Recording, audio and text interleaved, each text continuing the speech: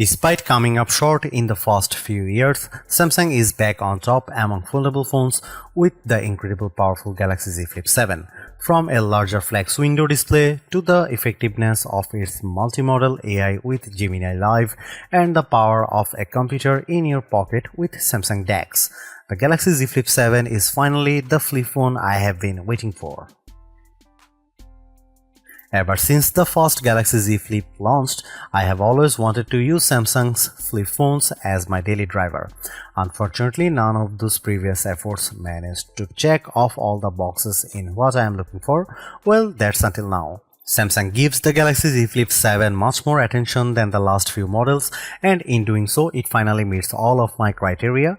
As much as the Galaxy Z Fold 7 has its perks, like its 200 megapixel camera and insane thin design, I still think the Flip 7 has the better value and utility to make it the best affordable phone you can buy. There's a lot to unpack aside from the aesthetic changes, but I'll explore all the new additions and Galaxy AI features in my Galaxy Z Flip 7 review. After using the latest Flip for a week, I am convinced it's what all other flip phones should strive to become. Given how last year's model received a $100 price increase, I am relieved that Samsung has kept the Galaxy Z Flip 7 at the same price of $1,099 US.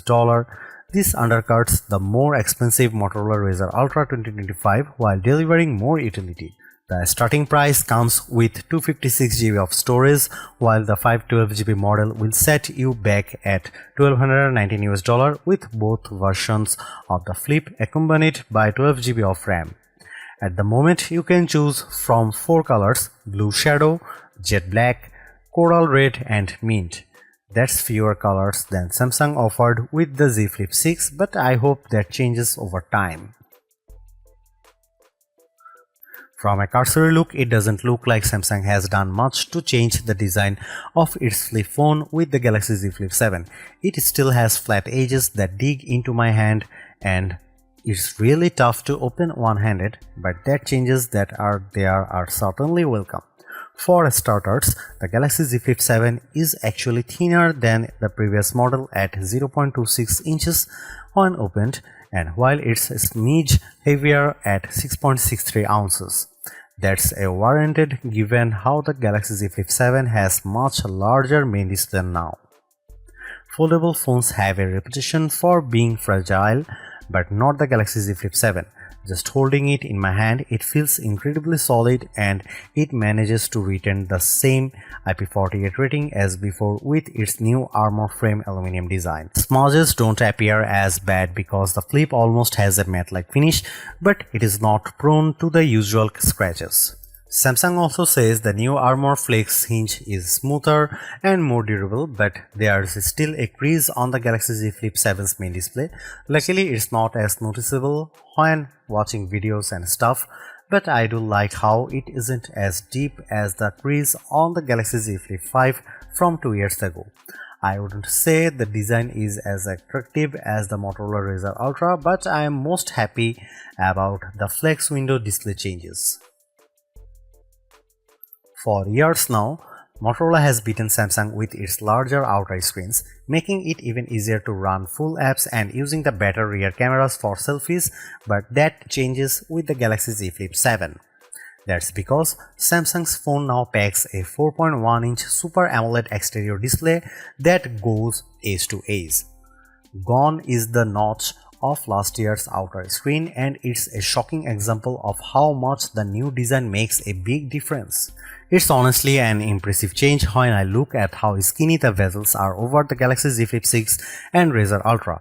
Having more room makes everything better, like catching up on my emails, playing games, and especially recording video of myself. I only have 2 complaints. The flex window on the Z Flip 7 still doesn't support full apps natively, and it doesn't have an auto-rotate option. I still need to go through the extra steps of installing the Good Lock app before I am able to run full apps on the Z Flip 7's outer screen. I recommend doing this because I find it extremely helpful. It makes using apps one-handed a lot easier. Even though the Galaxy Z Flip 7 flex window doesn't auto-rotate, the Good Lock app offers options to shrink down apps so that they don't interfere with the cameras. Meanwhile, the inner display on the Galaxy Z Flip 7 grows to 6.9 inches, up from the 6.7-inch size of the Z Flip 6. The size increase is a welcome addition that makes running two apps simultaneously a slightly better experience. Just as before, this dynamic AMOLED 2X display is sharp looking, produces rich color, and maintains clarity at wide viewing angles. In our display benchmarking test, the Galaxy Z Flip 7 reaches a peak brightness of 1989 nits, that's up from 1942 nits recorded by the Z Flip 6. Yes, it's brighter on paper, but I hardly notice the difference watching videos on YouTube on bright sunny days. For a foldable phone, it's an impressive score given how few phones ever get close to topping 2000 nits.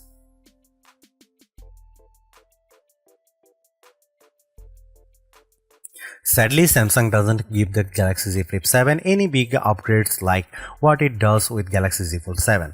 I am disappointed for sure because the Galaxy Z Flip 7 specs hint at the same exact cameras as before, a 50 megapixel main sensor, 12 megapixel ultra wide and a 10 megapixel selfie.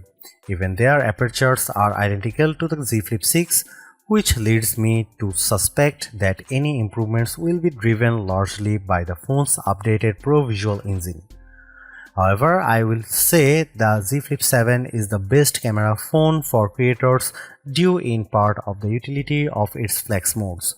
When you shoot photos and videos as much as I do professionally, you will appreciate how these modes make it much easier to get the shots you want. Samsung offers the most robust camera software out there. The Z Flip 7 has everything I want like manual video controls, portrait mode, LOG recording, and much more. These are tools much like on my mirrorless camera, making the Z Flip 7 the most versatile camera phone around. In fact, I argue it's even better than the Z Fold 7 because of its flip style design, but it also helps if the Flip can take excellent photos and videos. Here are some camera samples of the Samsung Galaxy Z Flip 7.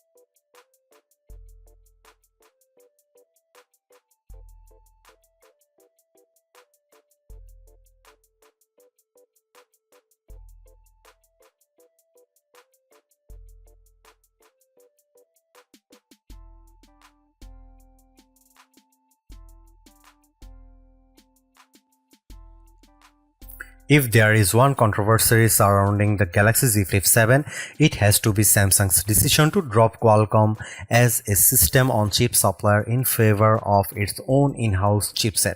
The Galaxy Z Flip 7 is powered by a deca-core Exynos 2500 chipset, which is manufactured using a 3nm process. I did had reservations about the Exynos 2500 affecting the Galaxy Z Flip 7's performance, but using the Galaxy Z Flip 7 daily during my testing has elevated them. Although the performance benchmark scores don't beat phones running the Snapdragon 8 Elite, they are not too far off. Take its single and multi-core Geekbench 6 scores at 2286 and 8079 respectively. For the Galaxy Z Flip 7, they aren't too far behind the Razr Ultra 2025. At the very least, the Z Flip 7 manages to beat out the Samsung Galaxy Z Flip 6. When it comes to graphics processing performance, there is not as much of a boost when I look at the 114.64 FPS average posted by Galaxy Z Flip 7 for 3D Mark's Wildlife Original Unlimited test. Don't get me wrong, that's still pretty smooth, but it's nowhere close to the 145 frame rate per second that the Razr Ultra achieves. I am not one to lean on synthetic scores because I value a phone's GPU performance based on my actual experience.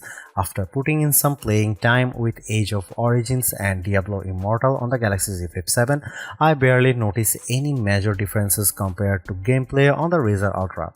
Spells that I cast in Diablo Immortal don't drop the frame rate of the game, while larger battle sequences in Age of Origins don't shatter either.